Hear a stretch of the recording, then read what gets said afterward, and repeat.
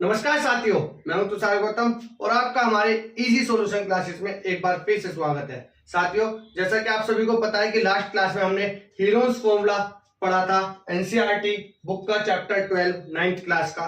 तो आज हम उसी का पार्ट 2 करने जा रहे हैं, जिसमें हम देखेंगे कि सभी एक्सरसाइज को कैसे सोल्व करेंगे, एक्सरसाइज के सभी क्वेश्चंस को कैसे सोल्व करेंगे। लास्ट क्लास में हमने देखा था कि भाई हीरोन्स फॉर्मूला का हमने बेसिक पढ़ा था। उसमें हमने देखा था कि फॉर्मूला क्या होता है, फॉर्मूलेज में वैल्यूज कैसे कैसे हमें निकालनी पड़ती है, कौन कौन सी वैल्यूज क्या है, ये सब हमने लास्ट क्लास में पढ़ा था। क्वेश्चन किस टाइप से आएंगे हमने वो भी पढ़ा था।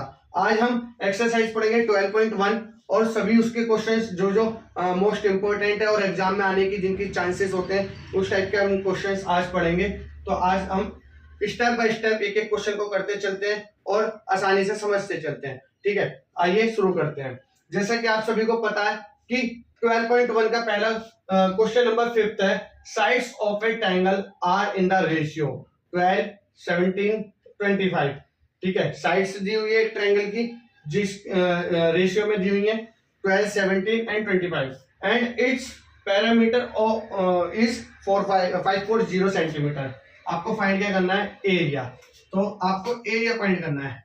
ठीक है, अब हम देखते हैं इसको सोल्व कैसे करना है। देखिए, हमको रेशियो दिया हुआ है, तो देखिए हमने ट्रायंगल की साइड्स को भी x मान लिया हमने, x। ठीक है, हमने क्या माना कि जो कॉमन रेशियो है between the sides of a triangle उसको हमने x मान लिया है। ठीक है, तो द साइड्स क्या हो गई, फिर द साइड्स क्या हो गई 12x, 17x एंड 25x। ठीक है, ये हमारी साइड्स हो गई। अब हम आगे देखते हैं हमें गिवन क्या है। गिवन हमें दिया हुआ है पैरामीटर ऑफ ए ट्रायंगल। क्या दिया हुआ है, 540 सेंटीमीटर। ठीक है, 540 सेंटीमीटर है ना। ये मैं पार्टीशन कर देता हूं जिससे कि हम यहाँ पे इसको सॉल्व कर दें। ठीक है, तो अभी हमें देखिए हमें साइड्स नहीं पता, प्रॉपर हमें साइड्स नहीं पता, तो अब हम इसके हेल्प से क्या करेंगे, साइड्स निकालेंगे। तो हम देखेंगे पैरामीटर ऑफ ट्रायंगल क्या है, 540। तो पैरामीटर ऑफ ट्रायंगल का फॉर्मूला क्या होता है, या यहाँ पे हम लिख लेंगे सम ऑफ ऑल साइड्स। ठीक है, पैरामीटर ऑफ ट्रायंगल का फॉर्मूला क्या होता है, सम ऑफ ऑल साइड्स। मतलब अगर मैं इसके हिसाब से बात करूं तो 12x plus 17x plus 25x। ठीक है, और इसकी वैल्यू हमें गिवन है क्या है, 540। ठीक है, अब हम इसको प्लस कर देंगे, x की वैल्यू आ जाएगी।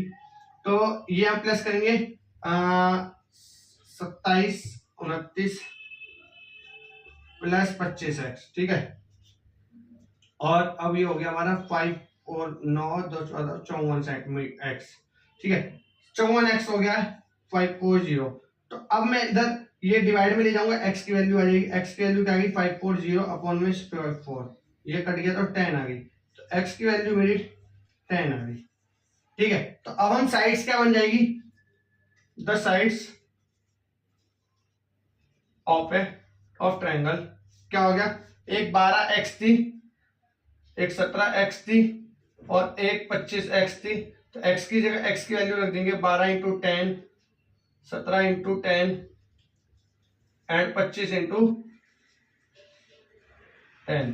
ठीक है, अब इनको सॉल्व कर लेंगे। तो देखिए क्या क्या आ गई, 120, 170 और 250। ये हमारी साइड्स आ चुकी हैं। ठीक है, अब हमें फॉर्मूला पता होना चाहिए एरिया ऑफ ट्रायंगल का क्या होता है, क्योंकि हमें एरिया ऑफ ट्रायंगल निकालना है। एरिया ऑफ ट्रायंगल का फॉर्मूला होता है under root S minus A, S minus B और एस माइनस सी। जिसको भी फॉर्मूला समझना है वो लास्ट वीडियो देख लें और आसानी से समझ आएगा कि एस क्या है, ए क्या है, बी क्या है, सी क्या है। ठीक है, एस हमारा सेमी पैरामीटर होता है। तो हमारा पैरामीटर दिया हुआ था, हमें पैरामीटर हमें 540 दिया हुआ है। तो सेमी पैरामीटर क्या निकल जाएगा, सेमी पैरामीटर का डिवाइड कर देंगे 2 से। ठीक है, तो मतलब 2 से डिवाइड कर देंगे 540 का, तो क्या आ जाएगा 270 सेंटीमीटर। ठीक है, आप ऐसे भी कर सकते हैं, या आप इसको प्लस करके 2 से डिवाइड कर देंगे तो भी हमारा सेमी पैरामीटर आ जाएगा। ए क्या है हमारा, sides of A, the length of sides of A, the length of sides of B, the length the length of sides of C. ठीक है, तो अब वो हमें मिल चुके हैं। अब हम बात करते हैं आगे की। ठीक है, अब हम सोल्व करेंगे। एस की वैल्यू हमारी 270 है, एज इट इज लिख देंगे।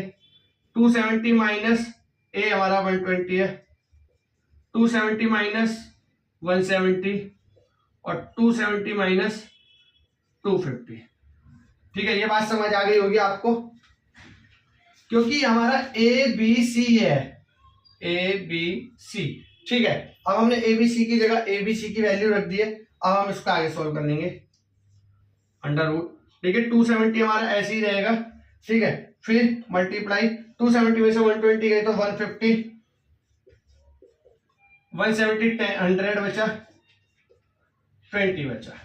ठीक है, अब हम इसके फैक्टराइज करेंगे, इसको फैक्टराइज करके तोड़ेंगे। हम कोशिश करेंगे जिससे कि हम आसानी से इसको सोल्व कर पाए। देखिए 270 के आप कैसे कर सकते हैं, पहले हम 27 का 9 दिया 27 इंटू 10, तो मतलब 27 इंटू 10 हो रहा है, ये 27 इंटू 10 हो रहा है। तो मैं 27 इंटू 10 को 27 को मैं तोड़ सकता हूँ, 9 तिया 27, फिर 9 को भी तोड़ सकता हूँ, 3 तिया 9, 9 तिया 27। देखिए 3 तिया 9, 9 तिया 27, फिर बचा 10। ठीक है, 10 की कैसे कर सकते हैं, 2 और 5, 2 इंटू 5।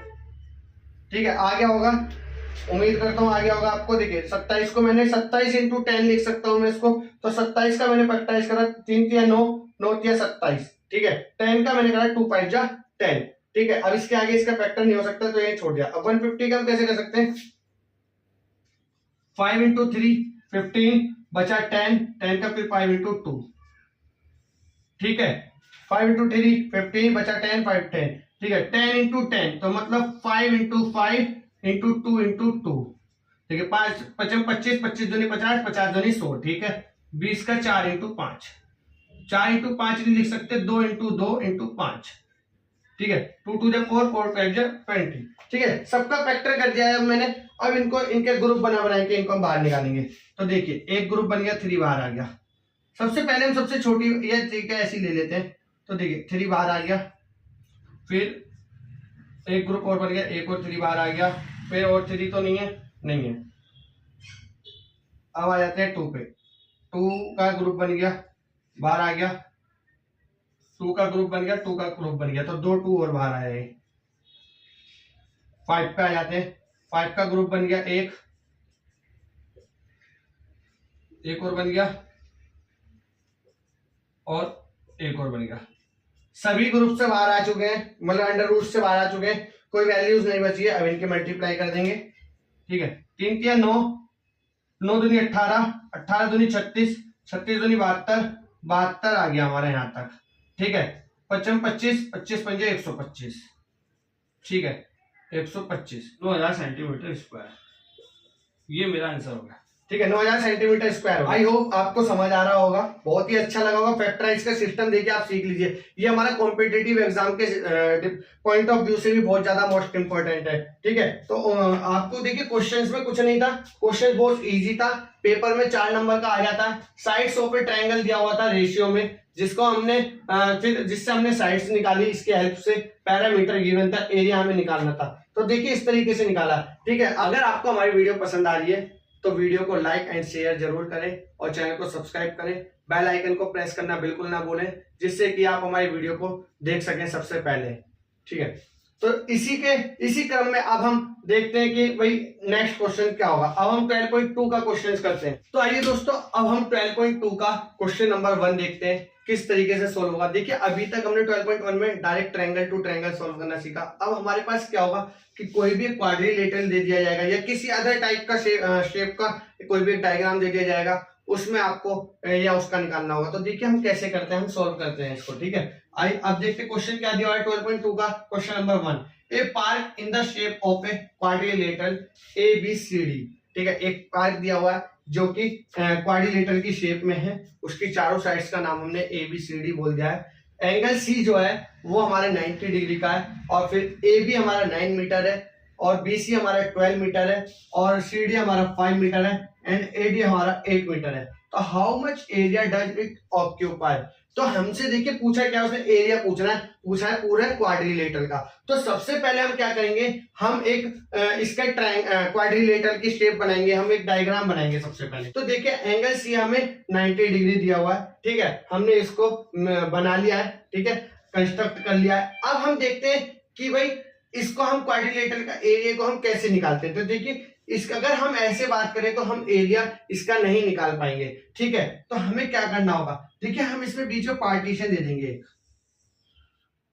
ठीक है, लाइन थोड़ा टेढ़ी हो गई है, दोबारा बना देता हूं, ठीक है, हम इसमें एक पार्टीशन दे देंगे, ठीक है। आप एग्जाम में स्केल का यूज करेंगे जिससे कि ये टेढ़ी मेढ़ी लाइन ना हो, ठीक है। ठीक है, सोल्व करते हैं। देखिए अब हमें दो ट्रायंगल मिल गए हैं, ठीक है, दो ट्रायंगल मिल गए हैं, जिसका एक हमें राइट एंगल ट्रायंगल की तरह दिख रहा है। तो मैंने आपको बताया है फर्स्ट वीडियो में कि राइट एंगल ट्रायंगल में हम इजीली हीरोज फॉर्मूला ना लगा के easily half into base into height का फॉर्मूला लगा देंगे, ठीक है। तो अगर मैं इसकी बात करूं तो हमारे पास बेस भी है और हाइट भी है, ठीक है, बेस भी है और हाइट भी है। तो हम इन ट्रायंगल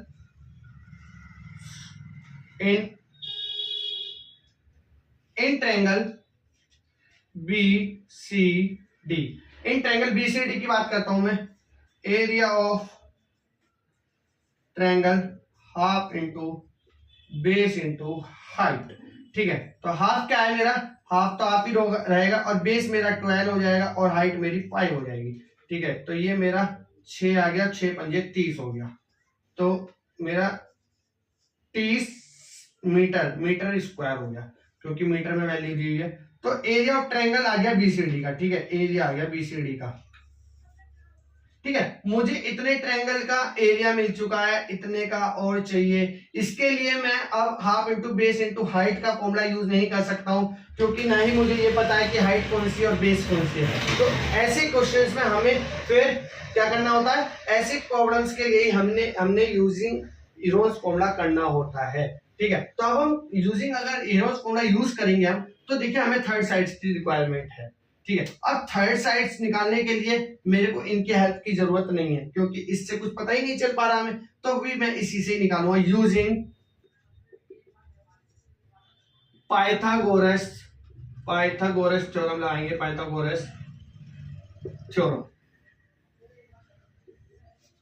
इसी में लगाएंगे ट्रायंगल बीसीडी में, इन ट्रायंगल बीसीडी लिख देता हूं मैं, इन ट्रायंगल बीसीडी, ठीक है, इन ट्रायंगल बीसीडी में मैं पाइथागोरस थ्योरम लगाएंगे। अब हम देखते हैं कि क्या होता है पाइथागोरस थ्योरम, मतलब h हाइपोटेन्यूज का square is equal to p का स्क्वायर प्लस b का स्क्वायर, आपको पता होगा, ठीक है। तो हाइपोटेन्यूज बोले तो bd का स्क्वायर प्लस p बोले तो cd का स्क्वायर प्लस bc का स्क्वायर, ठीक है। तो bd का स्क्वायर हमें फाइंड ही करना है, तो ये तो हमें ऐसे ही रहेगा। cd का स्क्वायर बात करें तो 25, मतलब 5 का स्क्वायर मतलब 25 हो गया, प्लस bc बोले 12, 144 हो गया, ये 169 हो गया, और bd स्क्वायर हटाया तो रूट हो गया, और bd की वैल्यू 13 मीटर हो गई, ठीक है। तो मेरे पास ये 13 मीटर हो गया, ठीक है। अब हमें तीनों साइड्स मिल गई हैं, तो इसके लिए हम यूजिंग क्या करेंगे, हीरोज फॉर्मूला को यूज करते हुए हम इसको